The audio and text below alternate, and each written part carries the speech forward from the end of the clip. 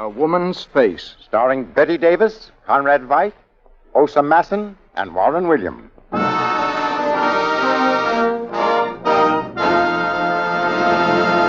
The Gulf Screen Guild Theater.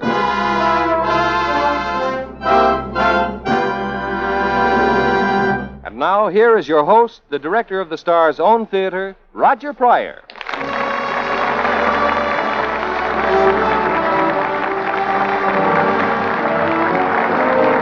Good evening, everyone. The Gulf Oil Companies and your neighborhood good Gulf dealer welcome you to the Gulf Screen Guild Theater. Tonight, we're bringing you a most unusual story. Metro-Goldwyn-Mayer's brilliant success, A Woman's Face. Our stars, Bette Davis, Osa Masson, Conrad Veidt, and Warren Williams. Now, in just a minute, Oscar Bradley's music will signal the beginning of our play. Meanwhile, a man in your own neighborhood, right in your own home community, offers this helpful suggestion.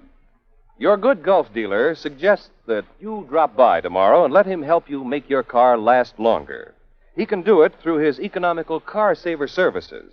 He can help prevent excessive engine wear by flushing the dirty, worn oil from your crankcase and refilling it with the proper seasonal grade of oil. He can replace gear lubricants with fresh, new lubricants. He can give your chassis and body the thorough protection of a Gulflex registered lubrication job. Yes, you can rely on your Gulf dealer's experience and upon his interest in helping keep a neighbor's car rolling. You can depend on the fine Gulf products he sells. So stop tomorrow at the good Gulf dealers in your own neighborhood. Care for your car, for your country.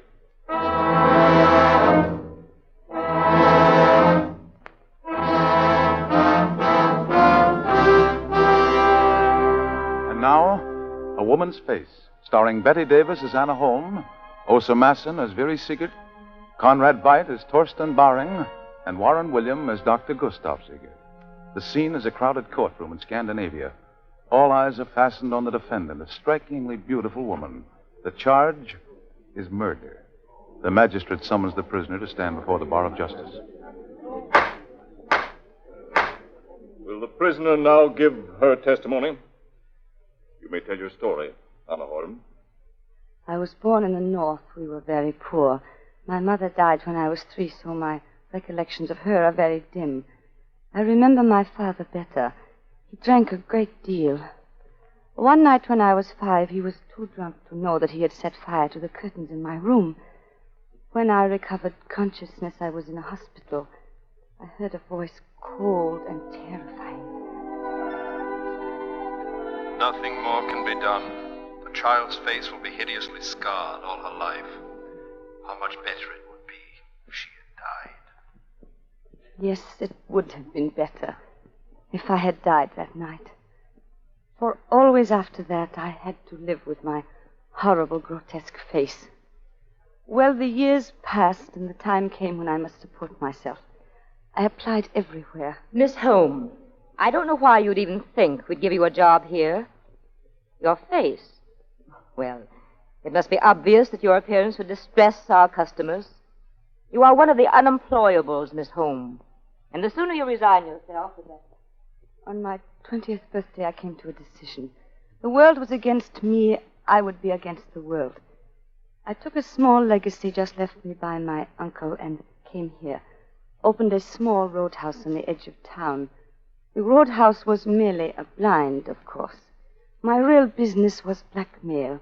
Yes, pretty little wives are silly little fools. They even sold their jewels to pay me for their indiscretions.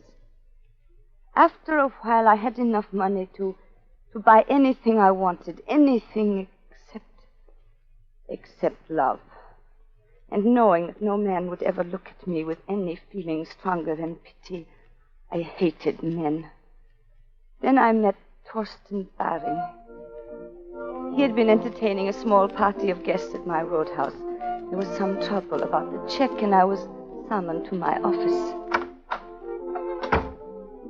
How do you do? You are the proprietor? Yes, I'm Torsten Baring. I have heard the name. It is a most notorious one. Oh, I too have heard of Anna Holm, but no matter. Your manager tells me that my name does not entitle me to credit here. I am not operating this place for the benefit of names, even the name of Baring. Why do you hold your hand to your face? That has nothing to do with the business of the moment. You have something in your eye, perhaps. Come here, under the light, and let me look. No. But I insist. Please, there is nothing. There, now take your hand away. Come, let me see. Very well, Mr. Baring, since you insist.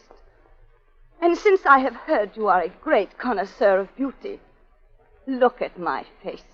Take a good look. Thank you. Now hold very still, Miss Holmes. Now you know why I cover my face. Oh, yes, even the smallest particle of dust in one's eye can be very painful. You are laughing at me. I'll have it out in just a moment. This is a trick I learned from a friend of mine. She, too, had beautiful eyes. Beautiful. There we are. Does it feel better? Stop pretending. You know there was nothing in my eye. I hate pity. You're proud and beautiful, Anna Holmes. And perhaps the answer of some kindly deity to my prayer.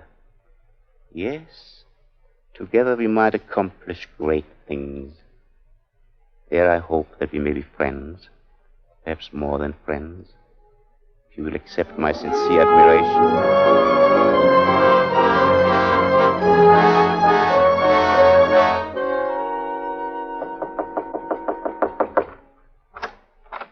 Oh, how nice. Do come in. Mr. Baring, no one saw me come here. That's a pity. It would have added to my reputation. As what? As a most fortunate man. Please, your coat. I'll keep it on if you don't mind. But I do mind. Last night you were the proprietor. Tonight you are a guest. And we Barings have a reputation for chivalry toward our guests. Do sit down. Thank you. Now, what sort of dirty work do you want me to do for you? But, my dear Miss Holmes. You sent me your invitation this morning for only one purpose. I see no reason for pretending any other. Might we not argue about that? Perhaps over a glass of liqueur? No, I don't drink anymore. It's too dangerous in my vocation. Tell me, have you ever read this book? The Love Letters of Chopin and George Sand? Yes. I've read every love letter that was ever published. And that's what I think of love letters. I like you, Anna Holmes. Do you? Yes. Because we are kindred souls. Two proud, yet wretched people. By the way, Anna, if you are interested in love letters, you might be interested in these. They were written by a Mrs. Seagate. I think she would give a great deal to have them back. Might I suggest you call on Mrs. Seagate tonight?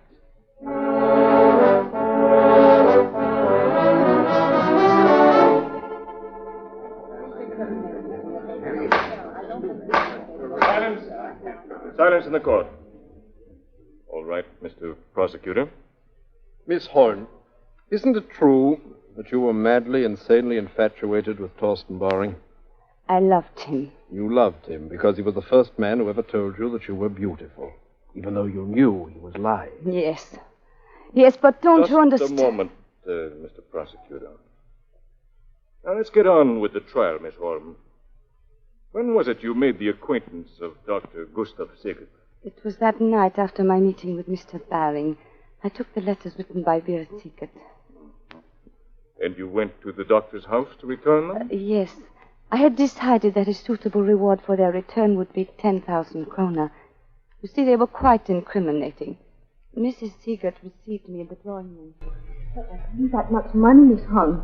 I couldn't possibly give you 10,000 kroner. You have jewelry worth much more, Mrs. Seegert. You wouldn't take my jewelry.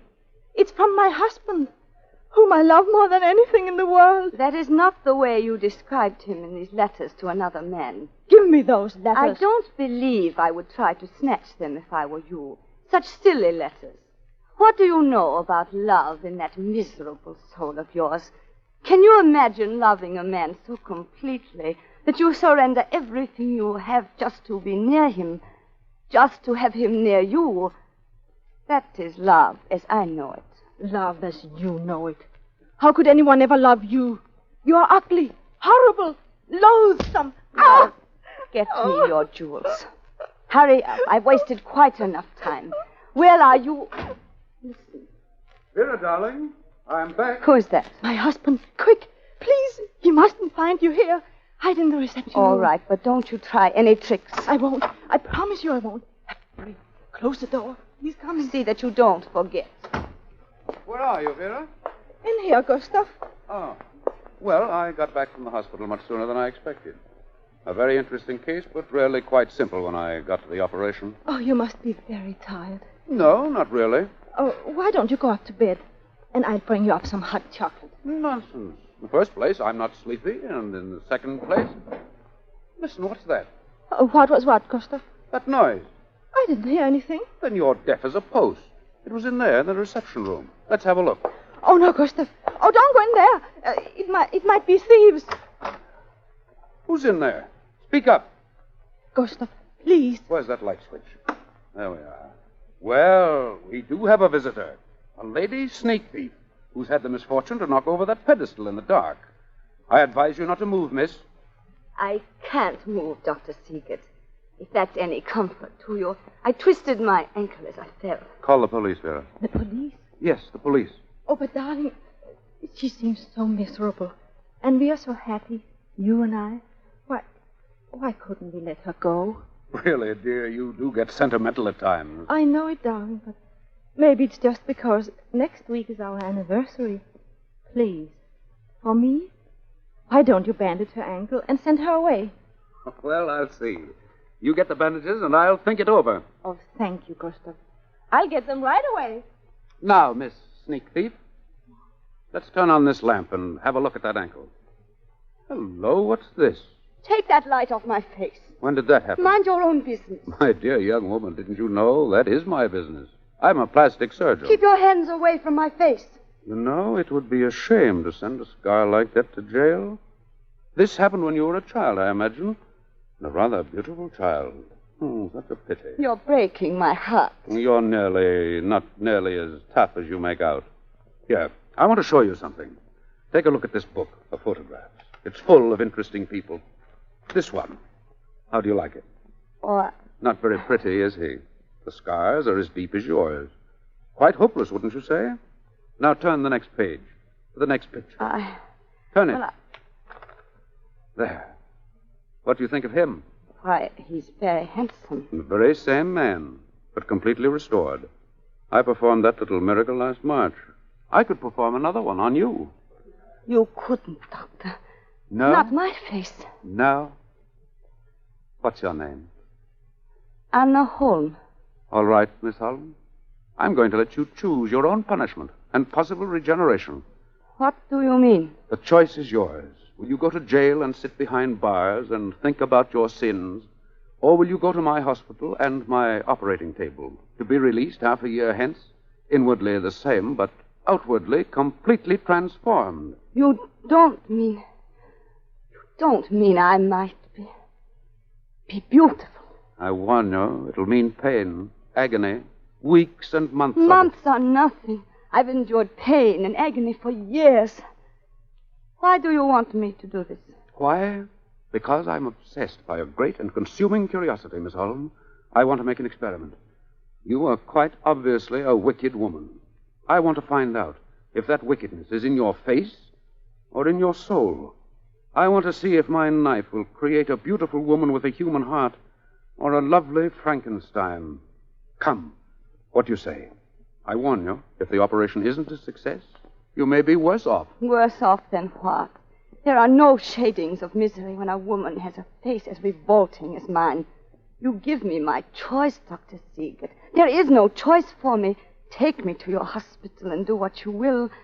Oh, I would offer my face, my heart, and even my soul to your knife. Just to have one man look at me and say, I love you.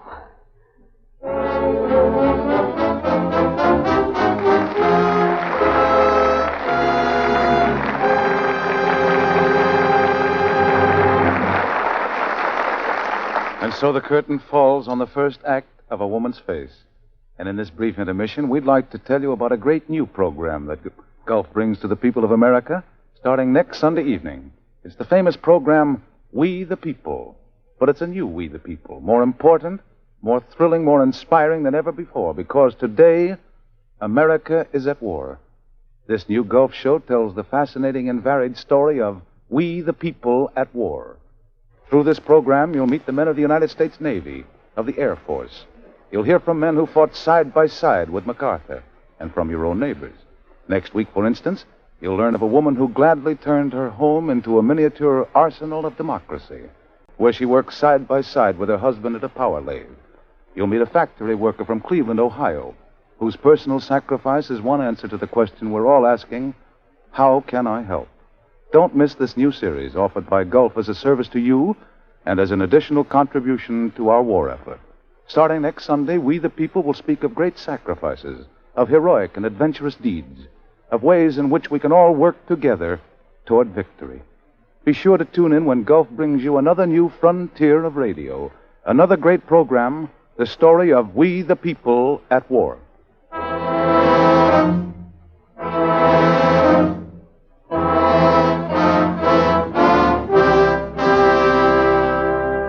And now the curtain of the Gulf Screen Guild Theater is ready to rise on the second act of A Woman's Face, adapted for radio by Charles Tazwell, and starring Bette Davis as Anna Holm, Warren William as Dr. Gustav Siegert, Conrad Veidt as Torsten Baring, and Osa Masson as Vera Siegert.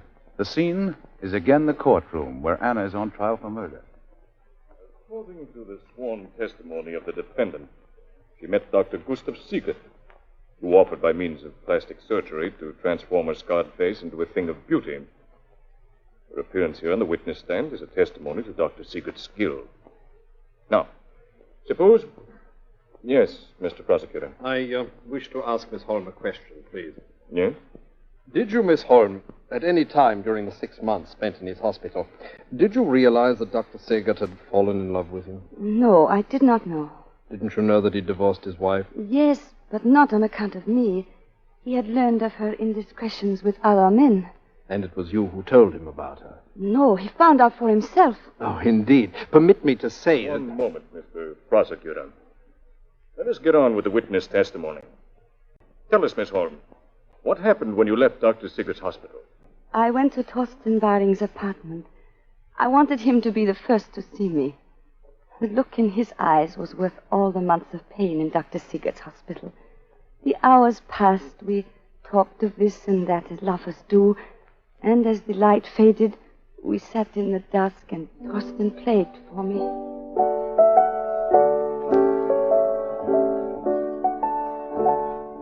This is called Vavavat Mal, an old weaving song.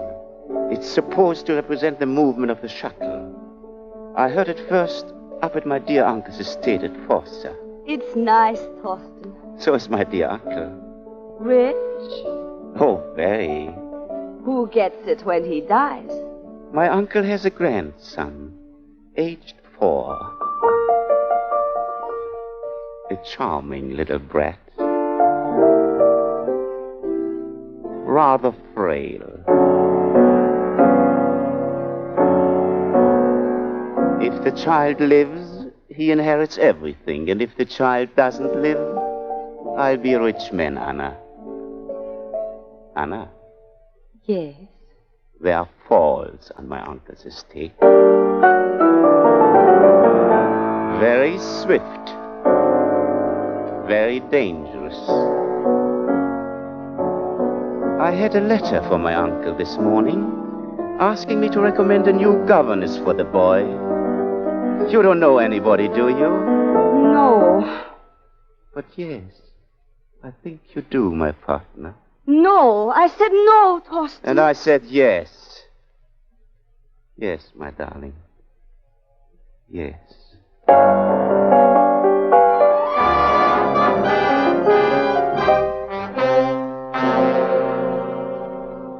Torsten had his way, and I went to Forza to be the boy's governess. The child's name was Lars Erik. He was a nice little boy, and I tried hard to steel my heart against him.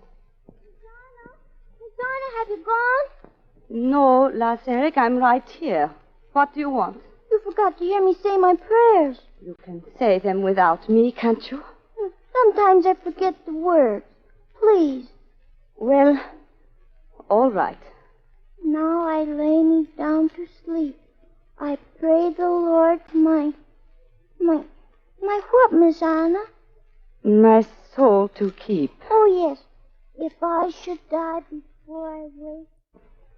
The weeks slipped by. I found myself kissing the child good night every night when I tucked him into his bed.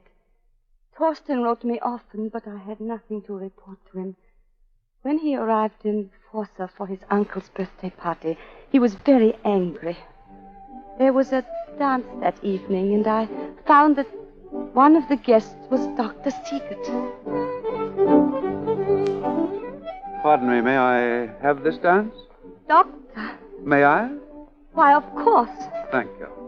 Well, you can't imagine how relieved I am. Relieved? Yes. I've been looking fearfully in the papers each morning, expecting to read of some outrageous crime committed by a beautiful brunette. And now I find... You find what? Perhaps you could tell me. Oh, no, you're the expert. Turn on your light, Doctor. Unfortunately for humanity, the light hasn't been invented which would let us look into that interesting heart of yours. But I can, perhaps, issue a preliminary, encouraging bulletin. Encouraging? Yes. Let's say, tentatively, let's say that the patient has had the intelligence to hide herself in a place where her past life can't tempt her, and the courage to go where she can start a new life. Your diagnosis is wrong, Doctor. I'm not on the side of the saints, not yet. You've made a good start. Grandfather Baring thinks you quite a wonderful person, and he tells me that little Lars Erik loves you. Shall we talk about something else? What, for instance? Well, about you, Doctor. But how can I talk about me without talking about you? You see, ever since those months you were in my hospital, I've thought about us. Dr. Siegert, please. Anna, what's the matter? No, nothing, only see, they're starting the weaving dance. We must join in or Grandfather Baring will be disappointed. Come, Doctor. At this moment, I knew that Dr. Siegert loved me. And somehow I knew that all the while I had loved him. I left the party and went up to the tower room. It was there Torsten Baring found me. He had seen me go up the stairs and had followed. So you crawled off to hide, did you? The handsome Dr. Siegert has changed my eagle into a dove. Let go my arm, Torsten. You're hurting me. You don't know me, Anna. No one knows me. The time is at hand. And I shall be greater than any man has ever been or ever will be. You are insane. Am I? Do you think I let a child stand between me and all that wealth? Wealth is power. And I know how to use that power. Let me go. The world belongs to the devil, Anna. And I know how to serve him. Torsten, please. But you are no use to me. All the hard, shining brightness of you has gone. I don't need you. I can do it myself. Yes, do you hear? I can do it myself. Torsten! Torsten!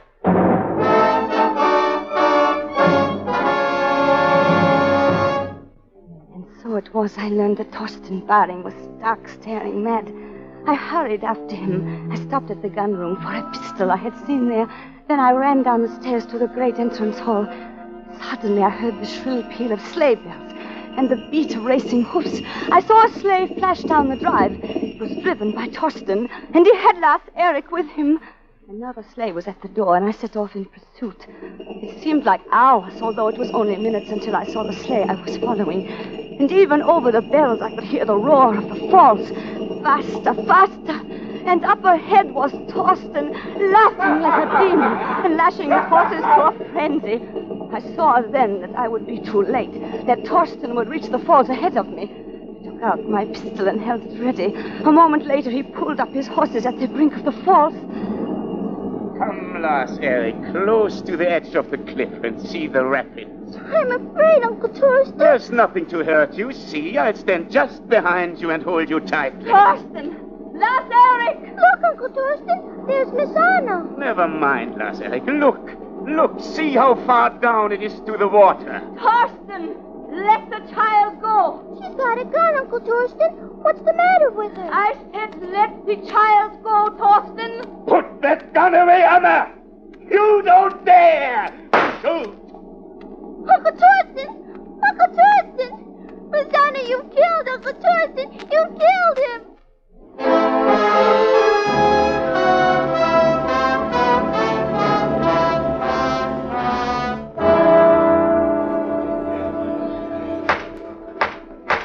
Order!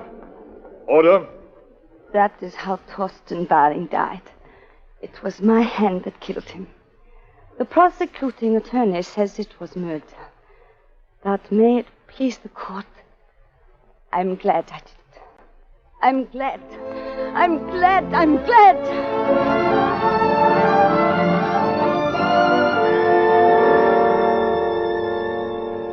I don't think we'll have to wait much longer for a verdict, Anna. But, Gustav, listen to me. You can't love me. You're crazy. You're a romantic fool. I haven't changed from what I was. You couldn't marry me. Have I asked you to marry me? No, and you mustn't. Why not? Because I want to get married. I want to have a home and children and go to market and cheat the grocer and fight the landlord. Oh. Well, in that case, it's very simple. There's a wonderful market just round the corner from where we're going to live. It has a grocer who likes to be cheated. And I guarantee our future landlord will fight at the drop of a hat. Gustav, you're making it very difficult for me. Because I love you, Anna. You do, don't you? You know you're the first man who ever said that to me and really meant it. You have made a great mistake, Gustav. I'm going to be one of those silly wives who keep asking you to say it over and over again all the days of our life.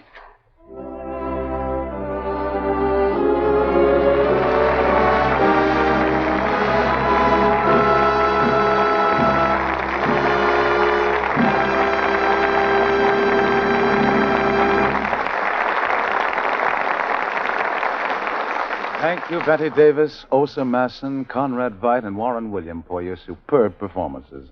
And to Oscar Bradley for a great score. You've brought our Gulf Screen Guild season to a brilliant conclusion. And now, ladies and gentlemen, Gene Herschel, president of the Motion Picture Relief Fund, has asked Bette Davis to say a few words. Roger. Ladies and gentlemen, in Hollywood we are proud of our long and happy association with Gulf, and we sincerely hope that this association will continue for many years. We have always sort of considered the Screen Gull Theater our own theater. And in return for our performances on this stage, Gulf has contributed generously to our Motion Picture Relief Fund. This fund has made possible a home to provide for the less fortunate members of our industry who can no longer take care of themselves. A few years ago, that home was just a dream. Now it is a reality, nearing completion in the beautiful San Fernando Valley. So, on behalf of the motion picture industry, our sincere thanks to the Gulf people who have made all this possible. Thank you, Betty. It's been swell working with all you this season. You've helped to make this one of the best series we've ever had. And speaking for Gulf, I'd like to thank you. And so, until we meet again, ladies and gentlemen, this is Roger Pryor speaking for your neighborhood good Gulf dealer and saying, good night, everyone.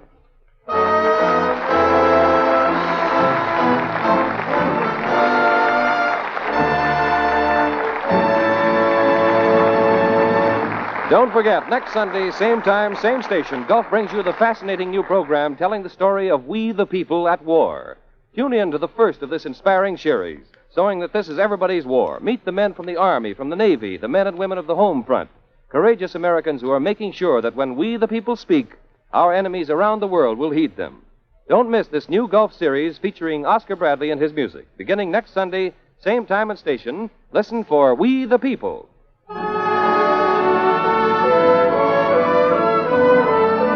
Bette Davis will soon be seen in This Our Life, a Warner Brothers picture. Conrad Veidt in Nazi Agent, a Metro-Goldwyn-Mayer production. Warren Williams' latest is The Lone Wolf in Scotland Yard, a Columbia picture, and Osa Masson will soon appear in 20th Century Fox's Iceland. Bud Easton speaking. This is the Columbia Broadcasting System.